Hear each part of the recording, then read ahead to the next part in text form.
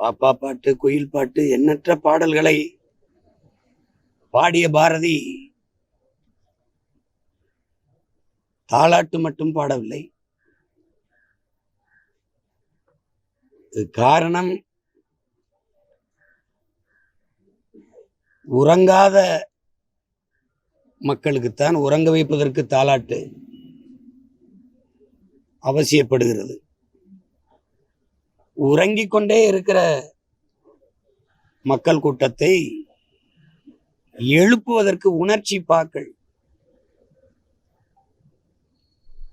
நெருப்பு வரிகளை போட்டு எழுச்சி பாக்களை பாடிய பெரும்பாவளன் நம்முடைய பாட்டன் பாரதி அவர்கள்.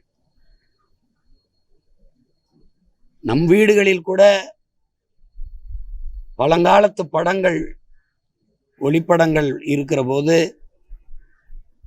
நம்முடைய தாத்தா அல்லது பெரியப்பா, அப்பா, மாமா எல்லாம்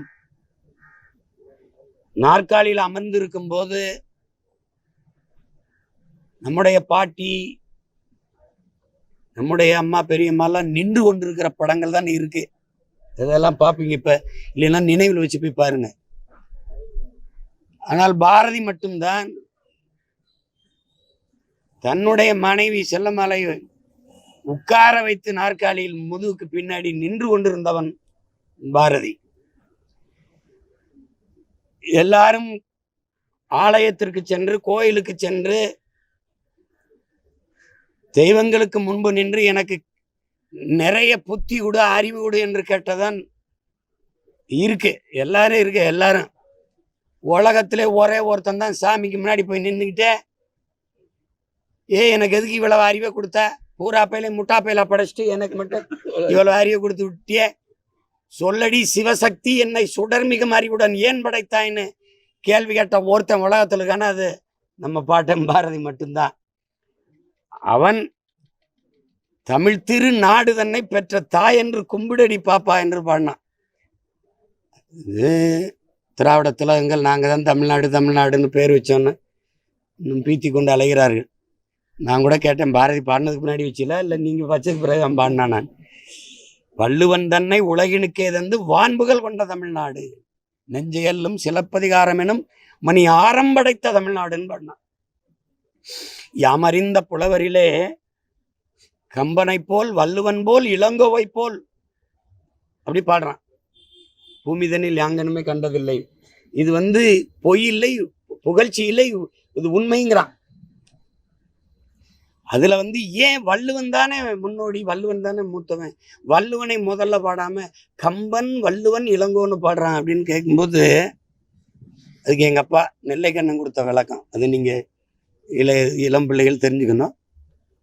நான் கேட்டேன், வள்ளுவனை போய் பாடி வச்சிருக்கான், நடுவால போட்டு வச்சிருக்கானு.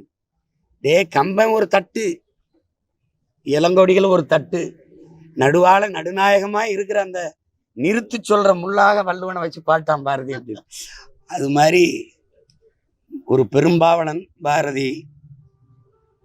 அந்த பாட்டனாருடைய நினைவை போற்றுகிற நாள் என்று. அதை போலவே சாதிகள் இல்லையடி பாப்பா, குலத்தாழ்ச்சி உயர்ச்சி சொல்லல் பாவம், நீதி உயர்ந்த மதி கல்வி, அன்பு நிறைய உடையோர் மேலோர்னு பாரதி பாடினா. அந்த மாதிரி சாதிய ஏற்றத்தாழ்வுகளை, இந்த சமூக கட்டமைப்பு, மனித பிறப்பில் உயர்ந்தவன் தாழ்ந்தவன் என்று பாகுபாடு பாராட்டுகிற, அந்த பிறப்பின் அடிப்படையில் பேதம் பார்க்கிற அந்த நிலைப்பாட்டிற்கு எதிராக குரல் எழுப்பிய ஒரு பெருந்தமிழர் நம்முடைய தாத்தா இமானுவேல் சேகரனார் அவர்கள்.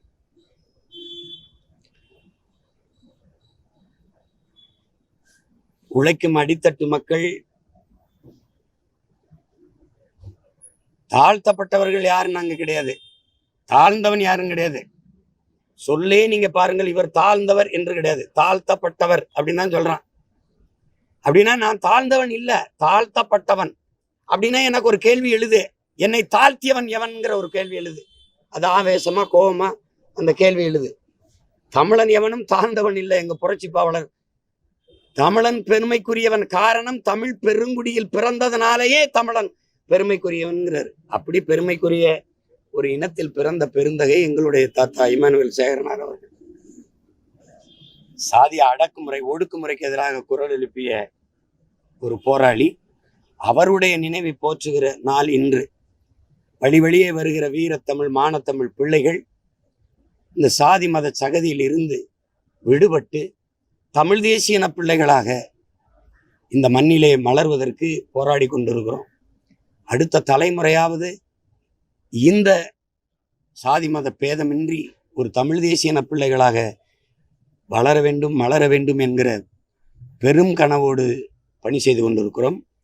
அதனுடைய முன்னத்தியராக இருக்கிற எங்களுடைய தாத்தா இமானுவேல் சேகரனார் அவர்களுடைய நினைவை போற்றுகிற நாள் இன்று. எனவே பெரும்பாவளன் பாட்டன் பாரதிக்கும் போற்றுதற்கும் வணக்கத்திற்கும் உரிய பெருந்தமிழர் தாத்தா இமானுவேல் சேகரனார் அவர்களுக்கும் நாம் தமிழர் கட்சி பெருமிதத்தோடு தங்களின் புகழ் வணக்கத்தை செலுத்துகிறார்.